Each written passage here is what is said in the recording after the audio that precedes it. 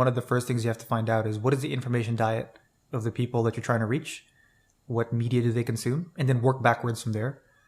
So one of the things people do is the opposite, is they say, hey, LinkedIn equals B2B. Therefore, if I have a B2B customer, I can only use LinkedIn. So it's just weird. They're starting from the wrong place. And it ends up with a lot of weird conclusions you would do in your marketing.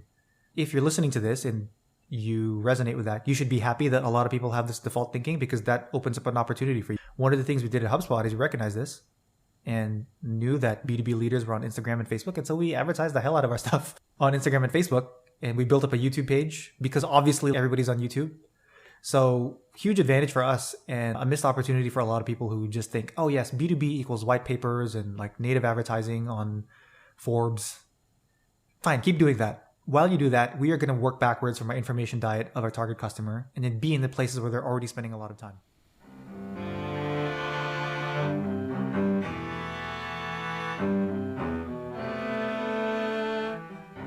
Hello and welcome. I'm your host Pratish Sanyal and you're listening to the 1% Project.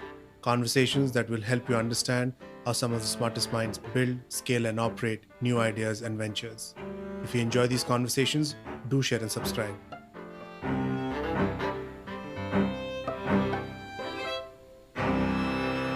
My next guest on the 1% Project is David Fallarme. Before joining OnDeck as the marketing director in Asia, David was the head of marketing for Hubspot Asia. He has led the product and content marketing for the likes of Electronic Arts, Annie and ReferralCandy.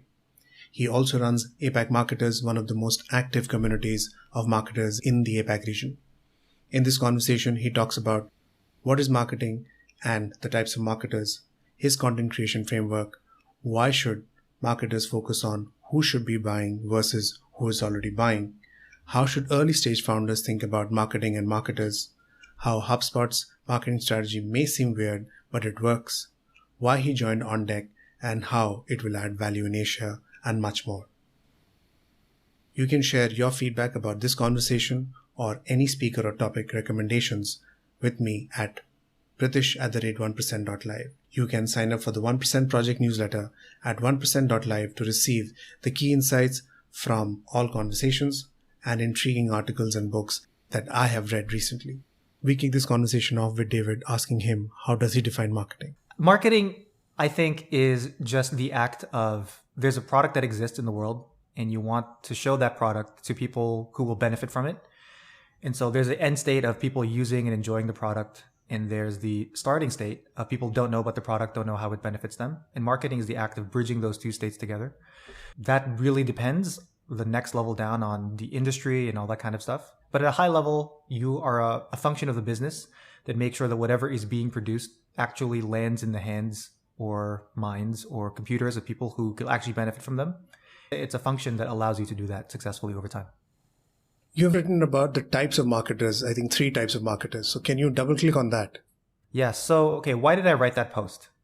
It's a reflection on my own career and the things that I've seen where, and maybe if you're a founder listening to this, or if you're early to mid-career and you have something to do with marketing, you might be able to relate to what I'm about to say, which is you run into a problem in your company.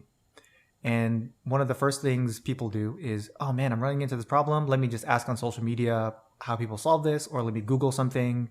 Let me look into these newsletters and find a bunch of podcasts to try to address this problem that I'm facing. And one of the things you find while you're doing that is there's tons of different answers and tons of different best practices. And a lot of smart people will tell you a lot of different things. And you actually don't know who to listen to because it all sounds good. It all sounds perfect. So I think the way to navigate this is to realize that there's 3 types of marketers. Not one is better than the other. Not one is smarter or dumber than the other. And I think they all have good intentions, but everybody has like different DNA and different experiences that shape how they think. And I think it results in these 3 different kinds of marketers. And it's from this lens and from their own experiences that they now give their advice. So the 3 types of marketers are, first of all, there's the artist. For those of you who might know Seth Godin, he's this person who has always given really thoughtful, big picture views on how marketing is supposed to work. And the way he does this is he inspires you to think about the art of marketing. Marketing is, you have to create a purple cow. It's not pricing strat. It's like you have to make something unique. You have something that outlives you. that is going to be part of your legacy. That's almost how he thinks about it, right? Inspire people. And so whenever you read a book or a blog post or listen to a podcast, it's always this angle of inspire people, instill emotion. You have to put them in their tribe.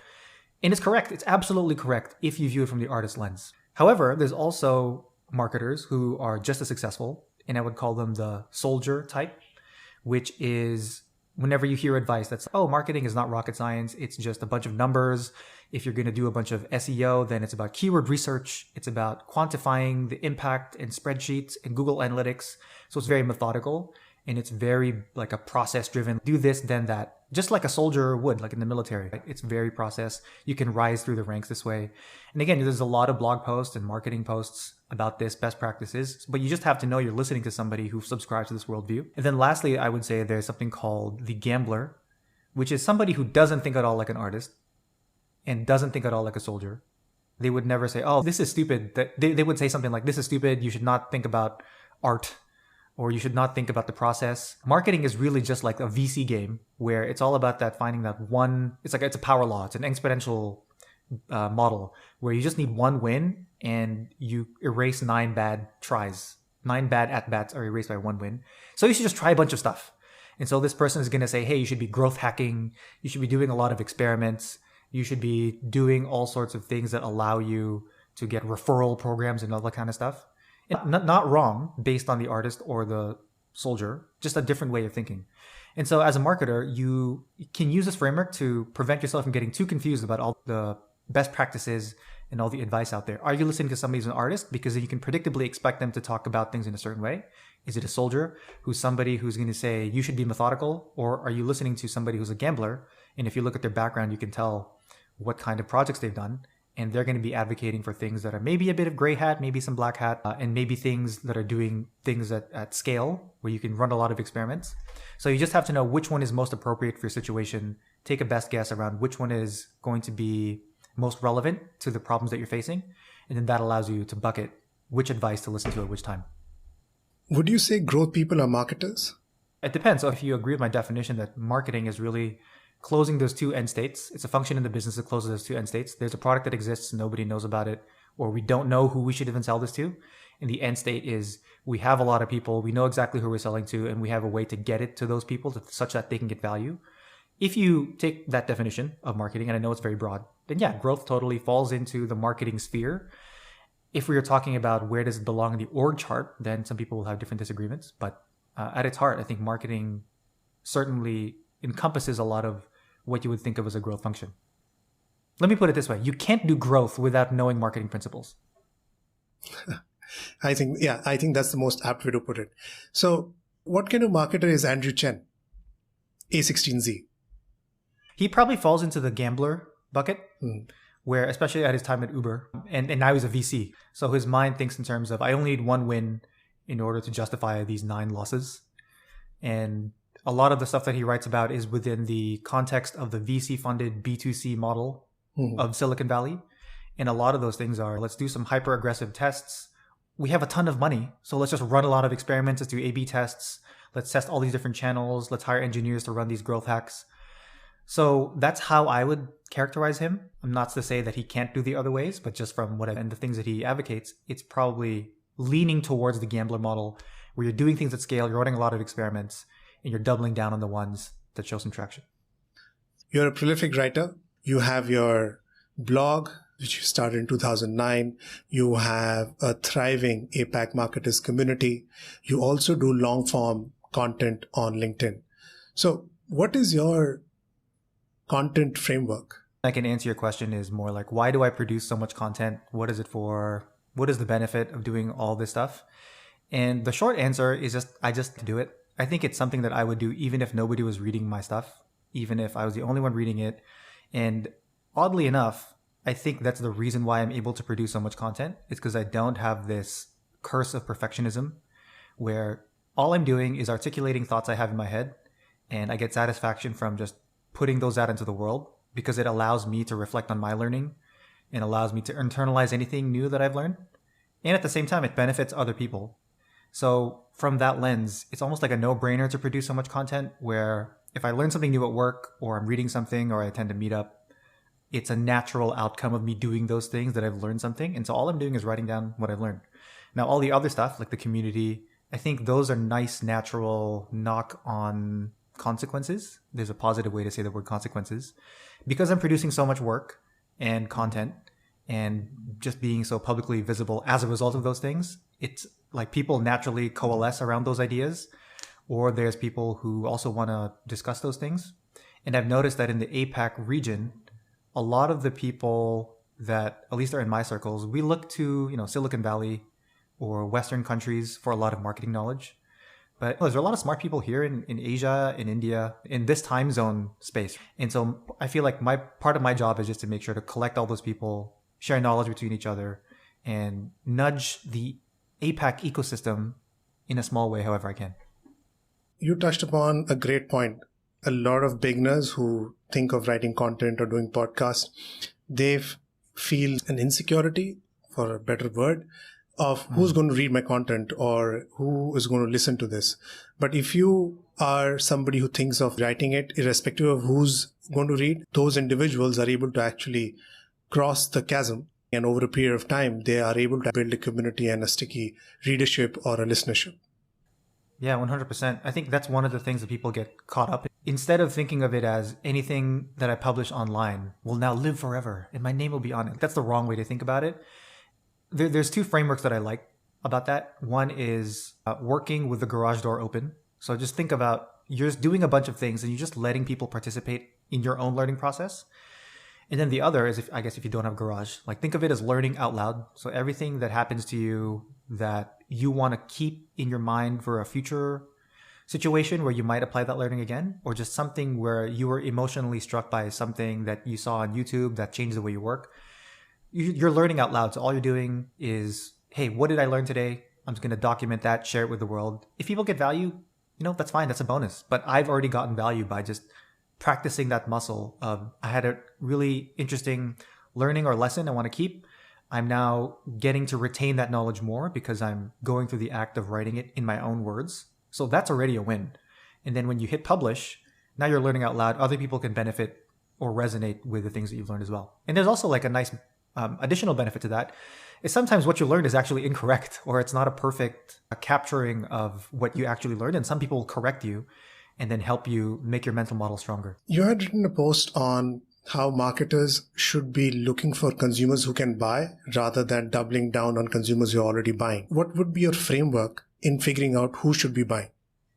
Yeah, I think every marketing problem can really, if you're having a problem with marketing, again, closing those two end states that I talked about, it's usually because you haven't married the concept of what you're doing in marketing to the business model. So once those two things are aligned, a lot of problems reveal themselves and a lot of solutions present themselves. So the post I was talking about, just for context, is based on my experience at HubSpot, where HubSpot gets a ton of inbound demand. And so we have tons of leads. We never really have a problem with people finding out about HubSpot, signing up for our free CRM, downloading our ebooks.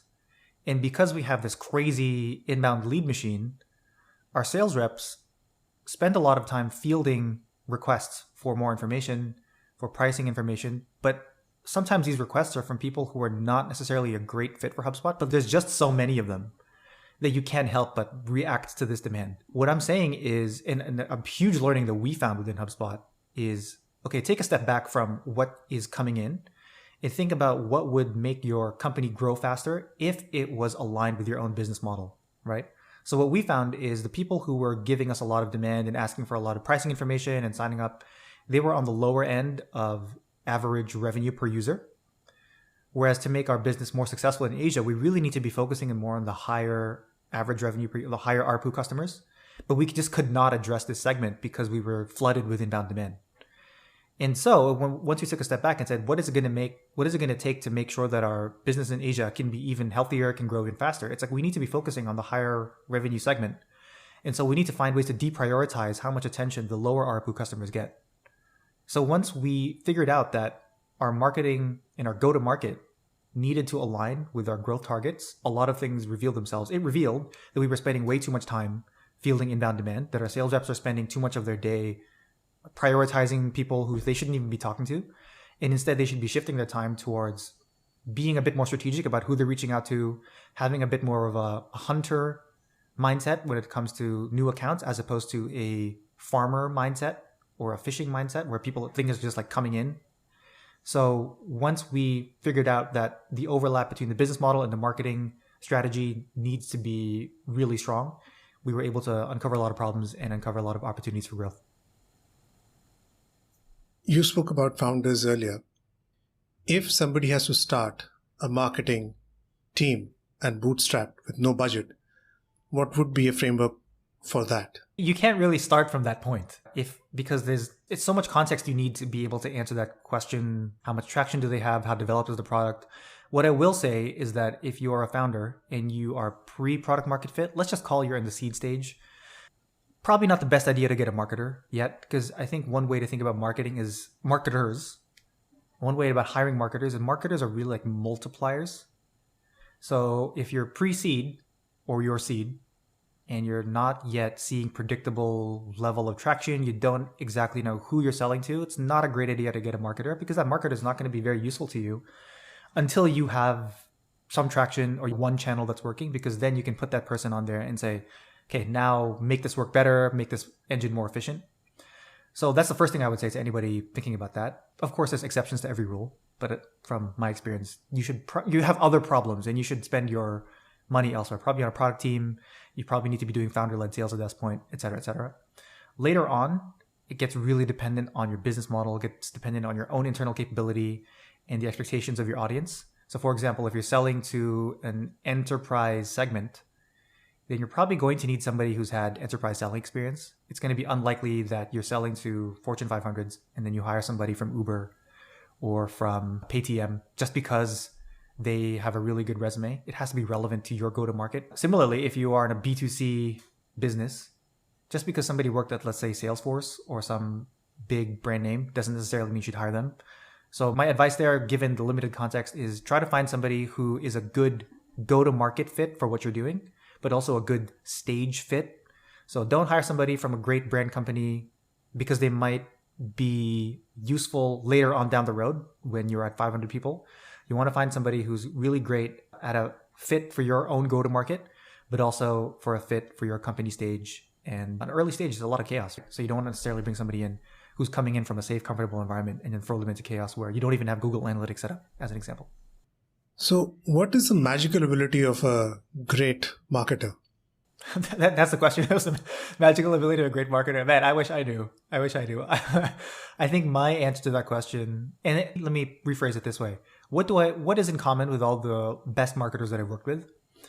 I think it is a few things. One is it is a consistent and relentless focus on making sure that marketing has impact on the business. And impact can be defined within the context of the company that they're serving. Can it be direct impact on revenue? In some cases, that's possible. Is it brand awareness? Maybe the way that marketing succeeds is brand awareness. Is it analyst relations? So maybe you're dealing with something where you need to be in the quadrant, the top Gartner quadrant, Magic Quadrant, or the Forrester Wave or whatever. So it depends, but the point is impact to business. And that impact is defined by however it is contextualized in that business that also the other stakeholders in the leadership team can appreciate. The other is they are really good at building teams. And building teams is a big skill because it's comprised of a lot of sub skills. One is you need a good eye for talent, which means you need to have good taste in what good marketing looks like across a variety of disciplines. So let's say you are just really good at SEO. You can't just be good only at SEO and expect to build a marketing team that includes marketing automation, that includes talking to sales, that includes paid ads. So you're kind of T-shaped in a way that is meaningful. And then the third is, let me just recap here. So really great marketing people I've worked with are good at aligning impact to business. The other is building a team. And the other I would say is, the best way I can put it is like sharing narratives. I think one of the main functions that everybody expects from marketing is it's a communicate. Like the people who work in marketing should be good at communication because you're often the interface with the market, but also you kind of have an important role to play in being the glue between a lot of different functions. So oftentimes product will need to interface with marketing, and who will need to then interface with engineering, who sometimes need to interface with legal. And so outside of your own things that you own as a marketer, you have to influence a lot of different functions to do what you want or to get what you need done. And great marketers that I've worked with are good at sharing narratives and getting people pumped up and sharing what they have in their mind, but in such a way that's easily digestible to somebody who may not be doing their day-to-day marketing. So they'll have a message that says something like, we need to invest in, I don't know, our brand this year, something generic like that. They will translate that message in such a way that the product team gets excited, in such a way that the legal team gets excited and supports them in whatever message. And then if they need to talk to the board, to the C-suite, then they have a digestible, legible version of that so that they can get backing and buy-in from all those stakeholders that they have. So I think it's those three that the great marketers I work with have in common. And you have also written about how marketing in 2021 is getting disrupted or is different from a decade ago. So can you double click on that? Oh, I've talked a lot about this. I think what you might be referring to is how I'm thinking like social media is more important than people expect. So if that's not what you're referring to, just let me know. But one trend that I've noticed, and I think a lot of marketers are picking up on this, is there was this wave in 2011 to let's call it 2016, where marketing, especially in B2B SaaS, is about SEO, writing content, maybe running some ads, and then email. That's what really marketing is, especially in the tech space. And a lot of people have not realized that the world has moved on from those. It's much more than those things now. Imagine 2015, podcasts were a thing, but they were not really a thing. Social media was really being treated as a broadcast channel. Like the point of social media back then was to promote your blog or to talk about things. It was like a broadcast channel, where I think so much has changed now that social media and things like podcasts, things like YouTube, the channels by which we consume information have decentralized and fragmented in such a way that it is very difficult to get all of your audience in one spot. So gone are the days where you could just run Facebook ads and kind of get away with it, like because everybody was still using Facebook back then, where now it's a very different world. And so as a marketer, you have to be hyper aware of what channels and how your target audience is changing their information diet and their media mix. And you need to adapt as a result. I think one big change that a lot of people are slow-footed on or are still living in the old world of is social media and thinking of it as this place where I post what I eat, or it's only run by interns. That's a very outdated way to think about it. Or it's a way for me to promote my blog and to promote all the other things that I do. I think one of the reasons that people complain about LinkedIn so much is because a lot of people think of it that way. Oh, LinkedIn is a place where I can post about the good things that I'm doing, and we're running a webinar and I'm going to post about my webinar, or hey, we raised this funding, and click that. And that's the only thing you post, where it's just promoting yourself. Whereas social media, especially in the business context, has really become a channel on its own. And in some cases, it's more powerful than SEO, more powerful than your blog, depending on your business. So that's one big shift that I've seen, the continuing decentralization and fragmentation of marketing channels that marketers need to be aware of, especially when it comes to their business. Brilliant. You talked about LinkedIn, and I have this question for a very long time. And I also have probably some observations about LinkedIn as well. I haven't seen anyone being able to disrupt LinkedIn or have a comparable social media site. Why is that? Yeah, it's going to happen eventually. If you want it to happen, just be patient. Everything gets disrupted eventually. Like Facebook now feels like it is on the later stages of its adoption, because like generationally, they're just losing the younger cohort. So it's inevitable that it's going to age out, and then we'll have something new, which is great. That's the nature of LinkedIn. Something will happen, and then LinkedIn will be replaced by something else. It's inevitable. Nobody lasts forever. Do you want somebody to replace LinkedIn? Are you not happy with it? I'm just curious behind the question. No, I'm happy with it. I think it's a great platform, but I also see that at the same time, I haven't seen anybody to be able to actually build something which is equally good or better. And they have been around for more than a decade. But having said that, Facebook over a period of time, within the same decade, has had multiple competitions. The different generations have actually adopted to new social media platforms, but LinkedIn has stayed where it is, and there is no other alternative if you want to actually professionally connect or showcase yourself other than LinkedIn on a global scale. Yeah. I think the competitor to LinkedIn is going to look very different than LinkedIn. So in some of my circles, I'm finding that Twitter is actually a replacement to LinkedIn, and that sounds very strange. But what's happening is there's this trend that I think is only going to accelerate over time, where your social media audience size is more important than your resume. Because it's kind of an indicator that you have put skin in the game, that you are trying and learning, and you have some influence. Imagine if I'm a founder at an early stage startup and I hire somebody and have a choice between hiring somebody who has 100,000 followers on Twitter or LinkedIn, whatever their platform, versus somebody who has, let's call it 5,000. Now I need to promote a webinar, or I need to promote something. It's going to be so much cheaper for me to do that if I have somebody on my team that has 100,000 followers versus somebody who has 5,000 followers. Like, yes, that 5,000 can build up their following, whatever, but if everything else is kind of equal. So that's an example of how I think the next LinkedIn is not going to look like LinkedIn. It could be that Twitter becomes the next LinkedIn or Instagram becomes the next LinkedIn. I think it fragments again, continuing this trend of decentralization, which is the like Web3, if you follow into all of that. The current era we're living in is like Web 2.0, where everything is where social media and networks and platforms are centralized. And so it's going to be decentralized in the next wave. Whatever that's going to look like, I don't know. But I think it's going to be an exciting time. And I think LinkedIn's going to be around for a while. Like, everybody still needs a place to put their work history, and it's just the neatest place to do it. And it's not offensive. I was talking to somebody the other day around how much time they spend on different social media platforms. And people say that they spend a lot of time on LinkedIn because it's the least toxic. It's the least emotionally volatile. Twitter is a rage machine. Instagram is full of people making you jealous. And Facebook, also kind of a rage machine, but also not amazing in terms of what it does to your emotions. There's been so much stuff written about it. But LinkedIn is harmless. So I think it'll be around for a while, but it will be eventually be disrupted by something. Just what that thing is and what form it takes, I think is going to be an interesting thing to watch as it plays out. You made an observation.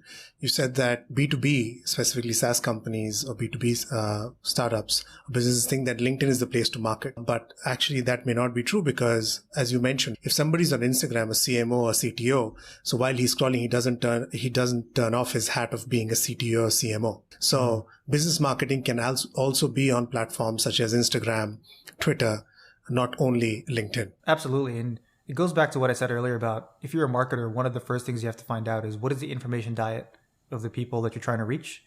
What media do they consume? And then work backwards from there. So one of the things people do is the opposite, is they say, hey, B2B, LinkedIn equals B2B. Therefore, if I have a B2B customer, I can only use LinkedIn. So it's just weird. They're starting from the wrong place. And it ends up with a lot of weird conclusions you would do in your marketing. If you're listening to this and you resonate with that, you should be happy that a lot of people have this default thinking, because that opens up an opportunity for you. One of the things we did at HubSpot is we recognized this and knew that B2B leaders were on Instagram and Facebook. And so we advertised the hell out of our stuff on Instagram and Facebook. And we built up a YouTube page because obviously everybody's on YouTube. So huge advantage for us, and a missed opportunity for a lot of people who just think, oh yes, B2B equals white papers and like native advertising on Forbes. Fine, keep doing that. While you do that, we are going to work backwards from our information diet of our target customer and then be in the places where they're already spending a lot of time. On the same note, can you double click on one of the pieces that you had written that HubSpot's marketing strategy is weird, but it really works. So what does that really mean? Yeah, I just alluded to it just now, where it looks counterintuitive. Like, why would HubSpot have a YouTube channel? That might seem weird to a lot of people because you might associate YouTube with like vloggers or like music videos. Like, your first thought when you think of YouTube is not necessarily B2B marketing business content. At least that's not my association. I worked at HubSpot. So it's weird because it thinks of nurturing people and building affinity with the target audience over a much longer time scale than most marketing teams, where most marketing teams, because of perhaps an outdated way of thinking about marketing or because the pressure they're getting from leadership to show results, really has to think on a quarterly basis or a yearly basis. If your stuff doesn't have an impact within this year, this quarter, this month, then you are not an effective marketer. Whereas I think at HubSpot, we were blessed by having a longer term vision that just said, we're going to invest in our target audience. We're going to educate them. We are going to show them and hopefully shape their marketing worldview or their sales worldview. And when it comes time for them to make a buying decision that maybe involves HubSpot, they're going to have much more affinity for us. They're going to trust us. And because we've had a hand in shaping that worldview, we're probably the top of the list when it comes time for them to make a decision or champion us internally. In addition, most of their team will have heard of HubSpot. And so when it comes down to a head-to-head showdown between, hey, this tool that I found when I was Googling versus HubSpot, which we all kind of know about, HubSpot in that situation has more familiarity, has more trust.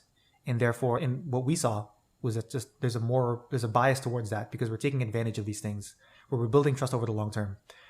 It makes sense when I say this is very hard to do in practice because you have to be comfortable with doing things that don't pay off and will never, like on a spreadsheet, pay off. So that's an unfair advantage that HubSpot had. Leadership was very comfortable with that. And we were able to do things that look counterintuitive, maybe strange, maybe weird. But because they're weird, that means nobody's doing them.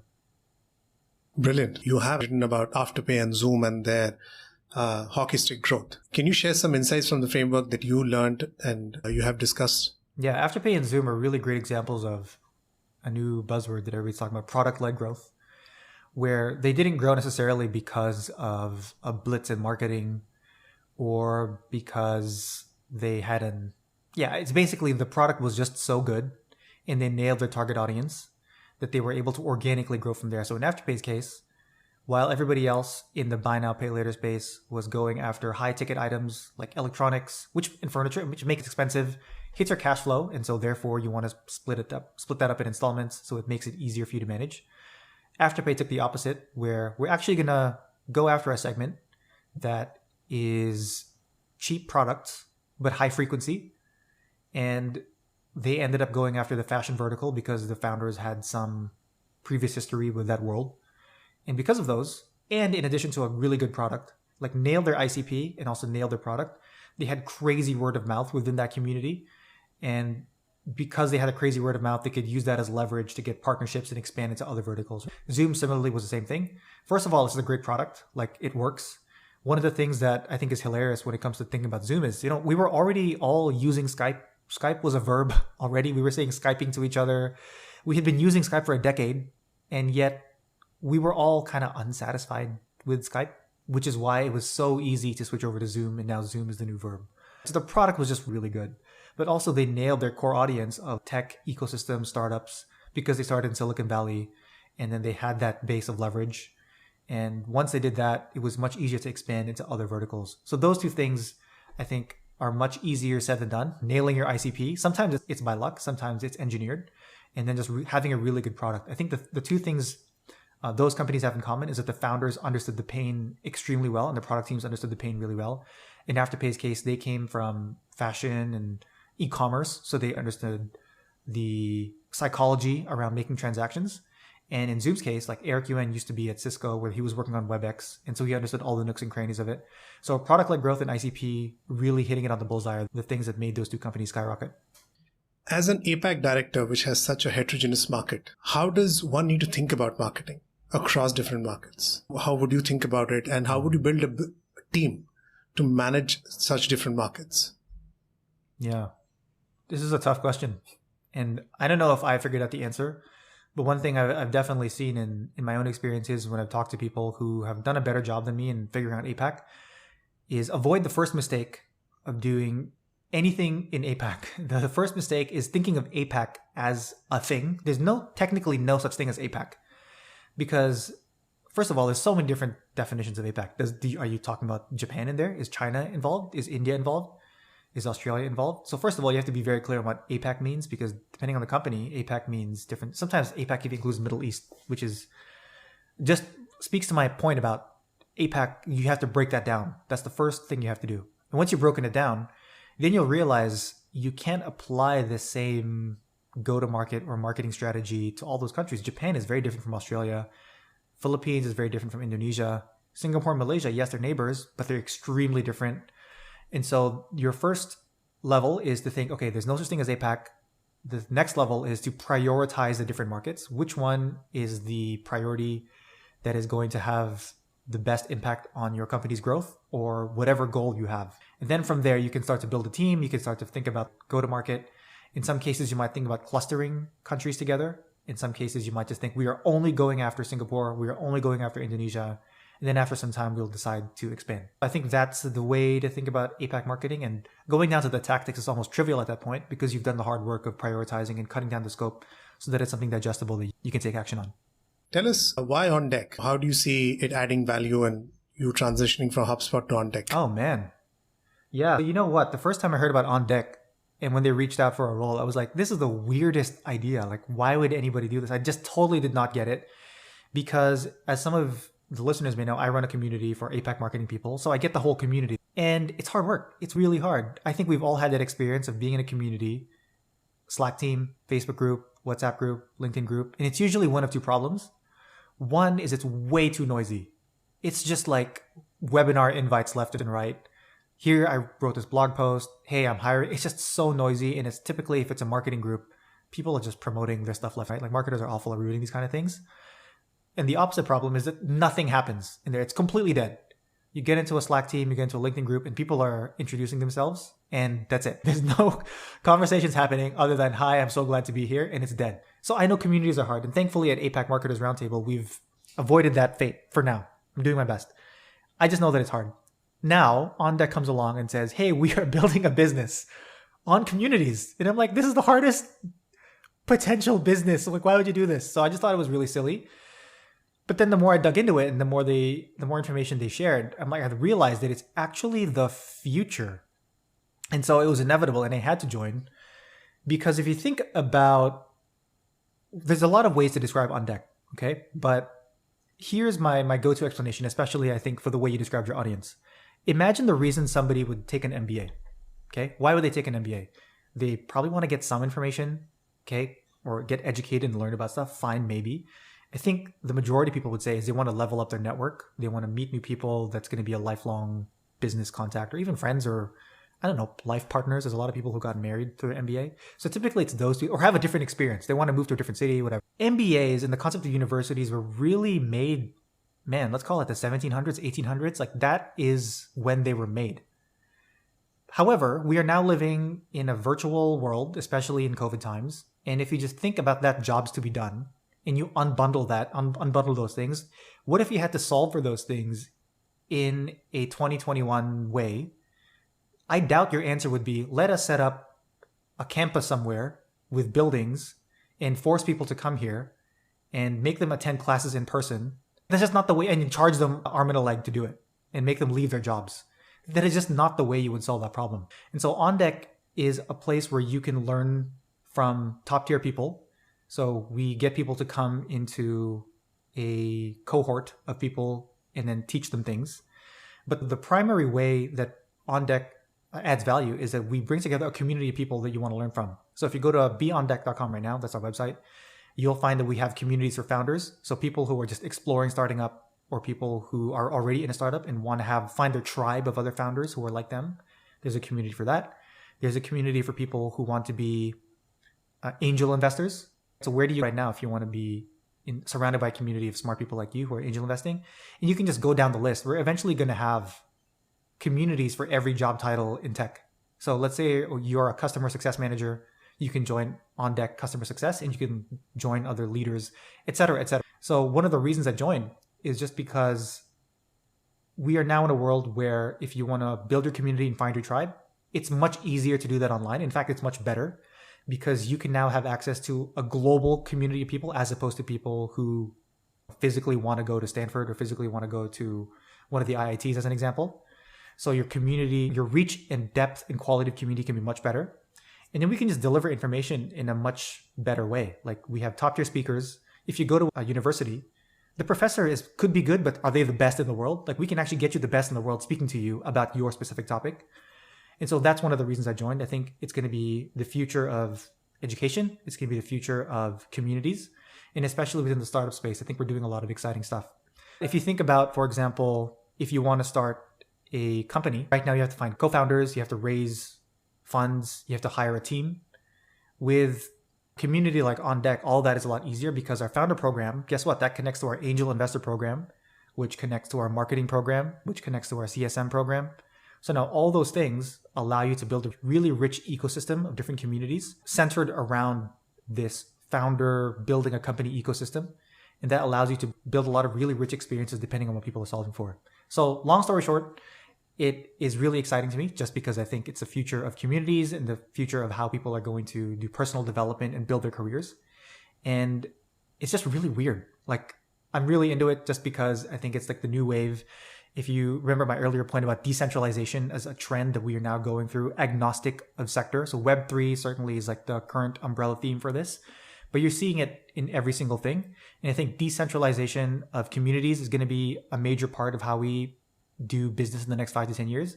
Decentralization of information. And so there's a lot of reasons to be excited. You had a point in there about Asia. So right now, remember what I talked about at the beginning of the show, which is there's a lot of marketers who think about best practices, but we're really getting the learnings from Europe or Silicon Valley. There's no reason for you to only be restricted to the people who are in those markets. They're really smart. I'm not saying they're not smart and we shouldn't learn from them. Like, we can learn from them. But there's also a tribe of really smart people in Asia. And so it's part of our duty is to connect the internet together. One way we think about it is like Silicon Valley. There's always talk about what is the next Silicon Valley, and people think it's China. I think it's the wrong way to think about it. And on deck, the team thinks it's the wrong way to think about it. The next Silicon Valley is not going to be in a city. It's going to be in the cloud, where it's really the internet is the place where all these connections are going to be met. And the region is not going to matter. So to answer your question about why Asia is on the internet, there's a lot of smart people on the internet. We just want to connect them all together, get them in communities that they care about so they can all go forward together. And that is a great place to close this conversation. David, it was a pleasure having you on the 1% Project. Thanks, Pritesh, for having me. It was a lot of fun.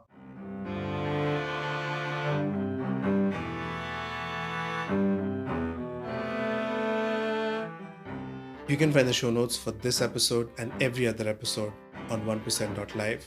If you enjoyed this conversation, share it on social media and leave a review. See you next time.